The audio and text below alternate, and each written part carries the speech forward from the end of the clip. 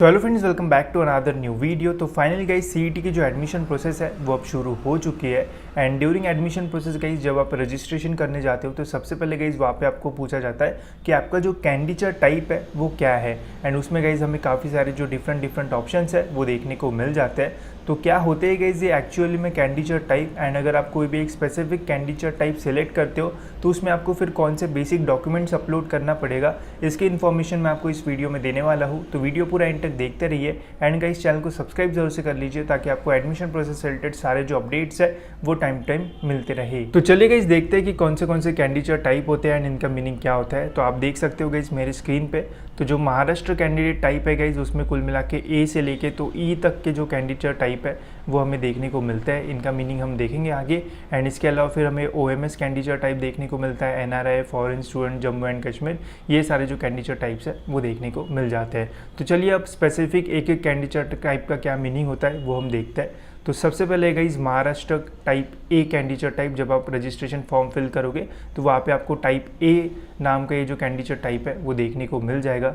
इसमें गाइस क्या होता है एंड कौन एलिजिबल है इसके लिए चलिए देखते हैं। तो candidates passing 10th and HSC मतलब 12th और डिप्लोमा इन इंजीनियरिंग और D vocational examination from Maharashtra. तो एक तो आपका 10th या फिर 12th जो है वो महाराष्ट्र से होना चाहिए। अगर आपने डिप्लोमा किया था वो आपका जो है वो महाराष्ट्र से होना चाहिए। एंड सेकेंड कंडीशन है candidate who is either domicile of Maharashtra और इज़ बॉर्न इन महाराष्ट्र। ठीक है, तो इस दो में से एक कंडीशन जो है वो आपकी सेटिस्फाई होना चाहिए। एक तो आपके पास डोमेसियल रहना चाहिए महाराष्ट्र का, या फिर आपका जो बर्थ है वो महाराष्ट्र में होना चाहिए। ठीक है, तो पहली कंडीशन है कि आपका 10th एंड 12th महाराष्ट्र से होना चाहिए। एंड दूसरी कंडीशन है कि आपके पास डोमेसियल या फिर आपके पास जो बर्थ सर्टिफिकेट है वो महाराष्ट्र का रहना चाहिए। अगर आप ये कंडीशन सेटिस्फाई करते हो तो आप जो है वो टाइप ए में जो है वो आ जाओगे। अगर आप टाइप ए सिलेक्ट करोगे ड्यूरिंग रजिस्ट्रेशन तो कौन से बेसिक डॉक्यूमेंट अपलोड करना पड़ेगा, तो इसके लिए गाइस डोमेसियल, बर्थ सर्टिफिकेट या फिर लिविंग सर्टिफिकेट में से कोई भी एक जो डॉक्यूमेंट है वो आपको कंपलसरी जो है वो लगेगा। तो इनमें से कोई भी एक डॉक्यूमेंट जो है वो आपको अपलोड करना पड़ेगा। ठीक है, तो ये होता है गाइस टाइप ए कैंडिडेट। अब बढ़ते गाइस टाइप बी कैंडिडेट की ओर। Candidate who does not fall in type A above but who or whose father or mother is domiciled in the state of Maharashtra and possesses domiciled certificate.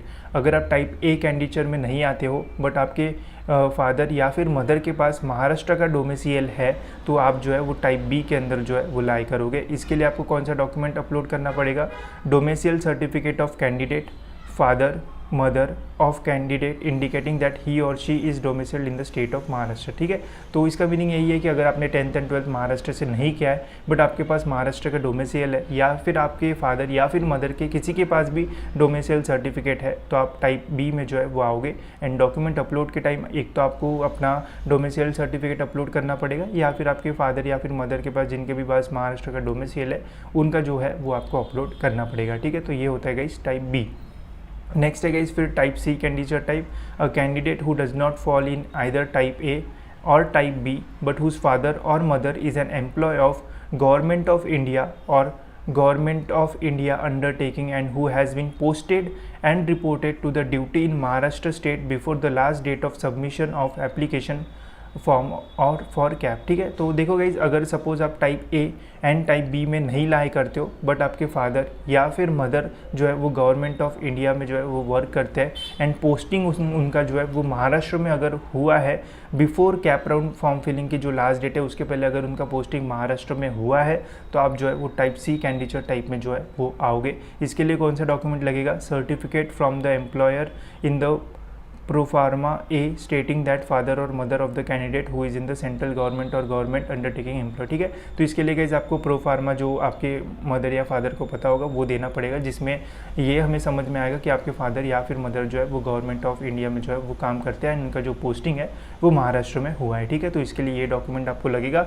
तो अगर ऐसे में आते हो तो आप टाइप सी में जो है वो आ जाओगे। ठीक है, ये तो हो गया गाइस टाइप सी। अब देखते हैं कि टाइप डी में जो है वो क्या बोला है। तो इसमें बोला गया है guys candidate who does not fall in any of the three above, type A, type B and type C, but whose father or mother is an employee or retired employee of government of Maharashtra और government of Maharashtra undertaking. तो अगर आपके parent जो है guys वो government of Maharashtra और government of Maharashtra के undertaking में थे, या तो एम्प्लॉय थे या फिर अब रिटायर्ड हो चुके, तो तब आप जो है वो टाइप डी के अंदर जो है वो आओगे।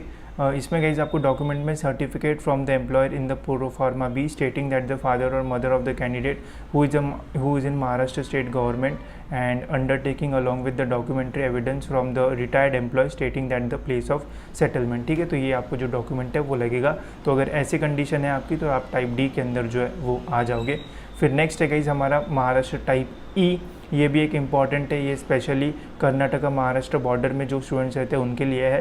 For first year candidates passing 10th and 12th examination or diploma or D vocational from recognised institute located in Maharashtra Karnataka border area or from Maharashtra residing in Maharashtra Karnataka border area and whose mother tongue is Marathi. ठीक है, तो जो students Karnataka Maharashtra के border में रहते हैं and जिनका mother tongue Marathi है एंड जिन्होंने 10th and 12th Maharashtra Karnataka border area से किया है, वो स्टूडेंट जो है वो महाराष्ट्र टाइप ई कैंडिडेट टाइप में जो है वो आएंगे। अब इसके लिए आपको कौन से डॉक्यूमेंट्स लगेंगे देखते हैं। Certificate setting that candidate belong to the Maharashtra Karnataka border in proforma 1। ठीक है, सबसे पहले तो आपको ये प्रूफ देना पड़ेगा कि आप महाराष्ट्र कर्नाटका बॉर्डर में जो है वो रहते हो। Certificate स्टेटिंग that the mother tongue of the candidate is Marathi, आपका जो मदर टंग है वो मराठी रहना चाहिए, उसका आपको प्रूफ देना पड़ेगा। And list of the villages in Maharashtra Karnataka border area available on website. ठीक है, तो जो गवर्नमेंट है उन्होंने महाराष्ट्र कर्नाटका बॉर्डर रीजन में कौन से गाँव आते हैं उनकी लिस्ट डाली है, उस लिस्ट में चेक करो कि आपका गाँव आता है या नहीं। अगर आता होगा तो आप टाइप ई के लिए जो है वो एलिजिबल रहोगे। ठीक है, तो ये हो गई गाइस हमारे महाराष्ट्र के कैंडिडेट टाइप, जिसमें टाइप ए से लेके तो ई तक जो है वो हमें देखने को मिले एंड यही ऑप्शन आपको रजिस्ट्रेशन के टाइम जो है वो देखने को मिलेंगे। अब इसके अलावा और भी कुछ ऑप्शंस होते हैं, वो भी हम एक बार देख लेते हैं। तो नेक्स्ट ऑप्शन रहेगा गाइस OMS कैंडिडेट का। तो ये बहुत फेमस है, जो भी आउट ऑफ महाराष्ट्र स्टूडेंट्स है उनके लिए ये जो ऑप्शन है वो रहता है। अगर आप महाराष्ट्र से बिलोंग नहीं करते हो एंड आपको CET काउंसिलिंग प्रोसेस में अप्लाई करना है एंड महाराष्ट्र के कॉलेजेस में एडमिशन लेना है, तो आप OMS कैंडिडेट टाइप चूज़ करके जो अपने एडमिशन प्रोसेस है वो कंप्लीट कर सकते हो, अपना रजिस्ट्रेशन फॉर्म जो है वो फिल कर सकते हो। इसका एलिजिबिलिटी क्राइटेरिया बहुत ही सिंपल है, the candidates having Indian nationality are eligible under this category. ठीक है, तो अगर आपका नेशनलिटी इंडियन है, ठीक है, तो आप जो है वो OMS से अप्लाई करके अपना जो एडमिशन है वो महाराष्ट्र के कॉलेजेस में ले सकते हो। यहाँ पे गाइस आपको कोई भी डोमिसाइल सर्टिफिकेट वगैरह जो है वो सबमिट नहीं करना पड़ेगा। साथ ही में OMS का जो फीस स्ट्रक्चर है वो भी आपको सभी कॉलेजेस के वेबसाइट पर जो है वो देखने को मिल जाएगा। आप कोई भी स्कॉलरशिप वगैरह के लिए TFWS EWS इसके लिए जो है वो एप्लीकेबल जो है वो नहीं रहोगे एंड इसके जो बेनिफिट्स है वो आपको नहीं मिलेंगे। ठीक है, तो समझ गया। OMS में बहुत सारे स्टूडेंट्स आते हैं तो OMS का स्पेसिफिक ऑप्शन भी आ जाता है, उस पर क्लिक करके आप फर्दर रजिस्ट्रेशन जो है वो कर सकते हो। ठीक है, इसके अलावा इस फिर और कुछ कैंडिडेट टाइप होते हैं, जैसे NRI एक होता है, फिर इसके अलावा फॉरेन स्टूडेंट्स और OCI PIO कैंडिडेट होता है, जम्मू एंड कश्मीर माइग्रेंट का एक जो कैंडिडेट टाइप है वो रहता है। अब इसके ऊपर बहुत सारी जो चीज़ें वो दी हुई थी, तो इसलिए मैंने यहाँ पे कौन से डॉक्यूमेंट्स लगेंगे वो सारी जो चीज़ें वो मेंशन नहीं की है।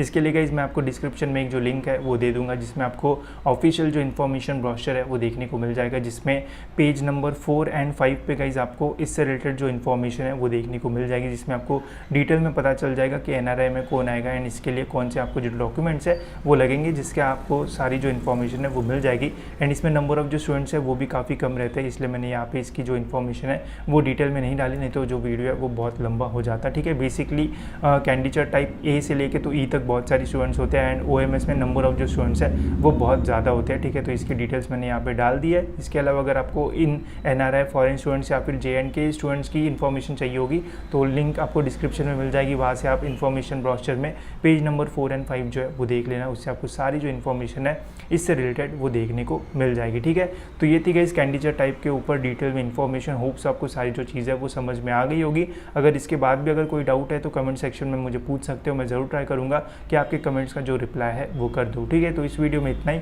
होप्स आपको ये वीडियो इन्फॉर्मेटिव लगा होगा एंड ऐसे वीडियोज़ के लिए गाइस चैनल को सब्सक्राइब जरूर से कर लेना, ताकि आपको एडमिशन प्रोसेस से रिलेटेड सारे जो इंपॉर्टेंट इन्फॉर्मेशन है वो मिलती रहे।